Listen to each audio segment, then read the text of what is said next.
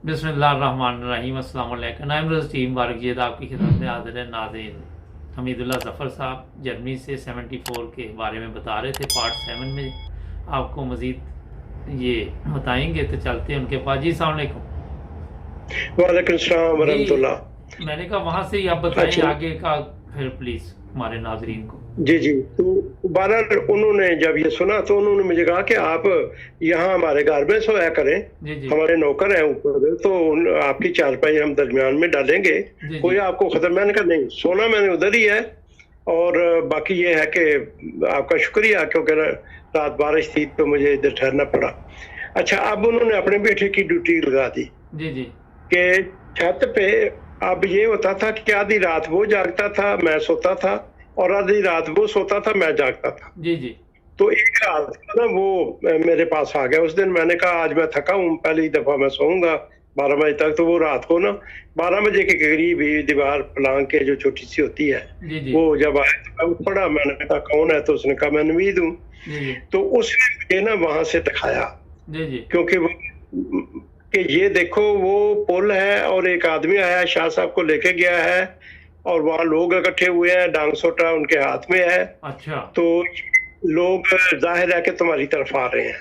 तो अच्छा मैंने अम्मी को कहा है, उन्होंने कहा उसको कहो कि हमारे घर आ जाए। मैंने कहा आज मैंने किसी जगह नहीं जाना, जो ठीक। होगा देखा जाए। जी जी वो फिर हम देख रहे थे तो एक मोबाइल ज़रा ठीक तांगा कर है। दें अपना, प्लीज़ मोबाइल ज़रा। जी जी जी जी जी। जी तो वहां पे उन एक तांगा आ गया, उनमें से दो सफेद कपड़ों वाले लोग निकले, जी जी और 4 मिनट खड़े होके वो उन्होंने उनको बिठाया। अब ये था कि अब वो तांगा आ रहा था हमारी तरफ। जी जी तो ख्याल तो ये था कि ये अब आएंगे, हमलावर होंगे। तो जब मैंने कहा कि मैंने आपके घर नहीं जाना, तो वो लड़का भी बाहर गया, कहता फिर मैं भी आपके साथ ही। जी जी तो तांगा निकल गया आगे। जी जी और शाह साहब थे मेरे पड़ोस में, उनके घर में शादी के वक्त रोना धोना पड़ गया। जी जी तो मैंने पूछा क्या बात है? पता चला कि पुलिस आई थी, वो पकड़ के ले गई है शाह साहब को। अगले दिन। हाँ जी, शाह साहब अच्छा को, और वो सारे जो वहाँ ग्रुप बैठा हुआ था जी जी जिन्होंने मुझे मारने के लिए। अच्छा अच्छा, अगले दिन जब मैं दफ्तर से आया तो मैं उनकी दुकान पे ना रिपोर्ट करता था आते हुए।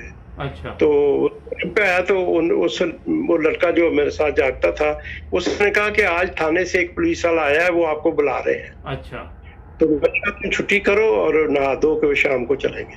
जी जी और फिर जब मैं घर आया तो मोहल्ले वाले भी खड़े थे, बुजुर्ग, के शाह साहब को पुलिस पकड़ के ले गई है, और बेटा तुम चलो। वो कहता है उस कादियानी को लेकर आओ, पता चले मुझे कौन है, किसको मारने के लिए ये अच्छा आ रहे थे। तो मैंने उनसे कहा मुतमिन रहे, मैं इंशाल्लाह जाऊंगा। बहरहाल जी मैं थाने चला गया, मैं और वो नवीद लड़का दोनों थाने गए। जी जी तो थानेदार उधर नहीं था, रीडर से बात की। जी जी उसने कहा आप बैठे इंतजार करें, एसएचओ साहब आ जाएंगे तो मुलाकात हो जाएगी। जी जी तो मैंने उससे पूछा कि एसएचओ का नाम क्या है, क्योंकि हमारा तो थाने से कभी वास्ता ही नहीं रहा। जी जी तो उसने बताया कि वो असलम साई साहब है। अच्छा मेरे चेहरे पे बिशाशत आई। अच्छा मैंने कहा अगर तो ये डस्के का है तो जोजुल्ला खां का गाँव डस्का है, तो उनके निहाल है हमारी तरफ। तो बहरहाल असलम साई साहब आ गए, जी जी और उन्होंने सारे हालात पूछे, मैंने बताए। और उसके बाद मैंने उनसे कहा कि सर मैं एक जाती बात पूछनी चाहता हूँ, जी अगर जी आप बुरा ना महसूस करें। तो उन्होंने कहा नहीं नहीं आप पूछें, क्या आप बहुत अच्छे आदमी हैं तो पूछें। जी तो मैंने कहा साहिब साहब आप कहाँ के रहने वाले हैं? अच्छा कहने लगे मैं डस्के का। अच्छा तो मैंने कहा फिर आपसे तो कुछ तलक बनता है। कहने लगे कैसे? तो मैंने कहा मैं दाताजात का हूँ, अच्छा और आपके जो मुनव्वर नसरुल्लाह खान साहब है वहाँ नंबरदार थे उस वक्त, वो जोजुल्ला खां साहब के चचाजाद भाई थे। जी जी तो मैंने कहा उनके भाई के बेटे हैं। तो वो खड़ा हो गया जी, अच्छा और कहने लगा जी आप तो हमारे फैमिली मेंबर हैं, और अब आप बेशक इधर आ जाएं। अच्छा तो मैंने कहा जी जिस खुदा ने मुझे इधर बचाना है वो मुझे उधर भी बचा देगा। जी जी तो उसने इजहार किया, कहने लगा आप अहमदियों का जो ईमान है वो बहुत पुख्ता है। माशाल्लाह। बदल फिर उसने दूसरे मेरे साथी को ताकीद की कि इनका हालिया से ख्याल रखे। पहले तो मुझे पता नहीं था, अब ये मेरे अजीज है, और ये जिनको मैंने पकड़ा है ना, जी जी इनको अभी नहीं छोड़ना। अच्छा इनको मैं हफ्ता रखूंगा और इनके साथ मामला तय करूंगा, ये जमानत देंगे फिर जाएंगे कि इनको कुछ नहीं होगा। जी जी तो मुझे उसने कहा कि जब तक मेरा आदमी ना आए आपने नहीं आना। जी जी। तो बहरहाल फिर वो आदमी उनका आया, फिर मैं गया, और वो जो मुझे गालियां देते थे, अल्लाह ताला ने अपना फजल ऐसा किया, माशाल्लाह। उन्होंने कहा जी इस आदमी को भगवानपुरे में कोई किसी किस्म का कोई खतरा खदशा नहीं है, जी जी। हम इसकी गारंटी देते हैं, बाहर अगर कुछ हो तो वो यहाँ इंशाल्लाह हमारी तरफ से इसको कोई तकलीफ नहीं पहुंचेगी। जी तो इस तरह ये दो वाकयात में अल्लाह ताला ने, मैं अकेला अहमदी था उधर, और मैं गांव भी नहीं गया। मुझे लोग कहते थे वहां मेरे दोस्त अहबाब कि यार वक्त पास करो, गांव चले जाओ, फिर वापस आ जाना जवाहरलाल। मैंने कहा नहीं जाना, जी इधर ही रहना है। जी। और अल्लाह ताला ने फिर अपना फजल फरमाया, माशाल्लाह। और इस तरह फिर जी। 74 के वो पूरा शौक दौर जो था। लेकिन ये है कि मुबारक साहब वहाँ पे बाद में फिर उनका मकान बन रहा था, फिर रात को मैं और वो उनका भाई उधर चले जाते थे रात को, जी जी। किसी को पता नहीं होता था, तो वहां जाके सो जाते थे। लेकिन रात को लाउड स्पीकरों पे जी जी। जो मौलवी बकवास करते थे जी, वो जी। नाकाबिले बयान है। जी। इतना वो जिस तरह झूठ बोला जाता है पाकिस्तान में, जी जी। हमारे मोअज़्ज़ज़ अकाबिरी ने जमात पर, खुलफा पर, वो इस तरह की मतलब गालियां और झूठ और तोहमतें और बकवास करते थे कि जो इंसान सुन नहीं सकता। हाँ, लेकिन वहीं पे तो सब्र हमें करना पड़ता है, यही हाँ, तो सबसे लेकिन बड़ा ये है कि मसला वो है। अल्लाह ताला ने फिर अच्छा सबसे सर ये बताइए कि ये तो आपके वाकयात काफ़ी दिलचस्प थे, वो सुनेंगे इंशाल्लाह हमारे नाजरीन।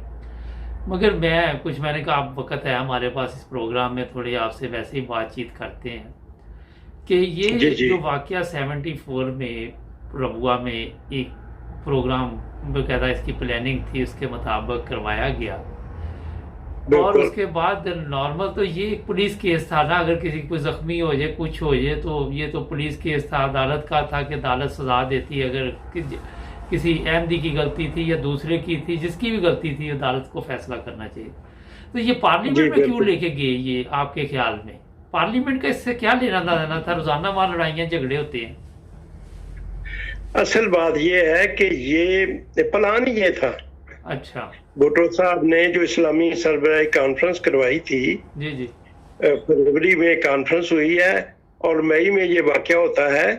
और भुट्टो साहब का यही प्लान था कि ये लोग मुझे ताकत में लाए हैं, कल को ये दूसरी तरफ जाएंगे तो मुझे नाकाम कर देंगे, इनको मैं थोड़ा सा हल्का कर दूं।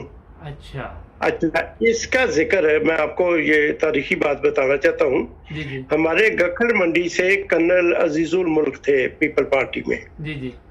और वजीर आला पंजाब थे हनीफ रामे साहब जी जी। बरूम। जी जी। तो जब भुट्टो के साथ उनकी कशमकश हुई तो रामे साहब ने उनको कर्नल अजीजुल मल्क को बताया। जी जी। उसने कहा भुट्टो के तो कई प्लान थे आपको काबू करने के लिए, अच्छा। और ये जो गाड़ी वाला वाकया हुआ है रबा स्टेशन पे, ये पहला प्लान था उसका। ठीक। और आप क्योंकि सादा लोग हैं, नेक लोग हैं, आप पहले प्लान में ही उसके काबू आ गए। तो ये वेल प्लान था, और उसने प्लान ये किया था कि शाह फैसल को खलीफा बनाएंगे, और जमात अहमदिया का चूंकि खलीफा और मुसलमान तस्वर किए जाते हैं, इनको गैर मुस्लिम करार करके इनको रास्ते से हटा देंगे, और भुट्टो साहब भी अपने जो है इक़्तिदार में उनके भी हो जाएगी, वसअत हो जाएगी। और इस तरह असल में तो इक़्तिदार के भूखे थे, भुट्टो साहब का यही था, और उन्होंने अपने इक़्तिदार की खातिर मुजीबुर रहमान को भी, याह्या खान को उन्होंने अपनी बातों में लगाया, और मुजीबुर रहमान को वो दी नहीं है, उनकी अक्सरियत थी, हुकूमत नहीं थी, और उसकी वजह से फिर ये सारे मसाइल पैदा हुए और पाकिस्तान 2 लख्त हो गया। जी। अच्छा एक चीज़ बताइए यहाँ पे कि क्योंकि आप माशाल्लाह काफ़ी सीनियर हैं, कि हमारे पाकिस्तान में अगर भुट्टो साहब हैं या ज़ियाउल हक है, इन्होंने अपनी कुर्सी बचाने के लिए इनको जो कहा गया वो करते गए ना, मगर कुर्सी फिर नहीं बची। बिल्कुल नहीं बची। ये तो मुबारक साहब बातें लंबी हैं। चौधरी असदुल्ला खान, चौधरी ज़फ़रुल्लाह खान साहब के छोटे भाई हैं, एक दोपहर में उनके पास गया तो वहाँ पे बात हो गई, मैंने कहा सियासत पे बात करें, तो उन्होंने मुझे बताया कि जब doctor Abdul Salam Nobel prize लेके आए तो वो इस्लामाबाद में थे, तो उन्होंने कहा, मैंने उनसे कहा मैं माजूर हूँ, तो आप आए, मुझे मिलने की ख्वाहिश है। तो डॉक्टर साहब जब आए मिलने के लिए तो चौधरी साहब ने पूछा, आप की तो मुलाकात हुई होगी सदर मुमलिकत से ज़ियाउल हक से, तो उनका बिल्कुल हुई है। तो उनका कोई जवाब, उन्होंने कहा जी मैंने तो पहला सवाल ही उनसे ये पूछा है कि अपना आपने मुझे किस हैसियत में बुलाया है। जी जी। आपने मुझे पाकिस्तानी होने की हैसियत में बुलाया है, अहमदी होने की हैसियत में बुलाया है, या मुसलमान होने की हैसियत में बुलाया है। जी जी। तो ज़ियाउल हक साहब कहने लगे कि ला इलाहा इल्लल्लाह मोहम्मद रसूलुल्लाह, आप मुझसे बेहतर मुसलमान हैं। जी जी।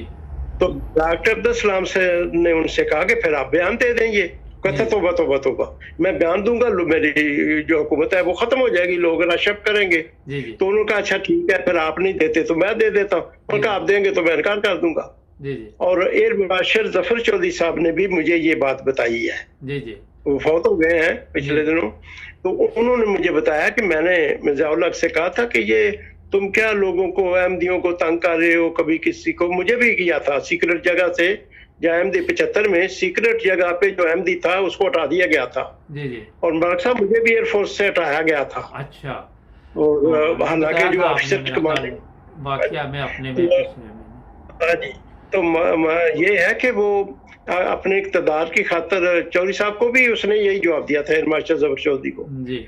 तो ज़ियाउल हक ने कहा कि देखें अगर मैं अहमदियों की फेवर करूं और इनके साथ अच्छा सलूक करूं तो मेरी तो हुकूमत लोग खत्म कर देंगे। जी जी।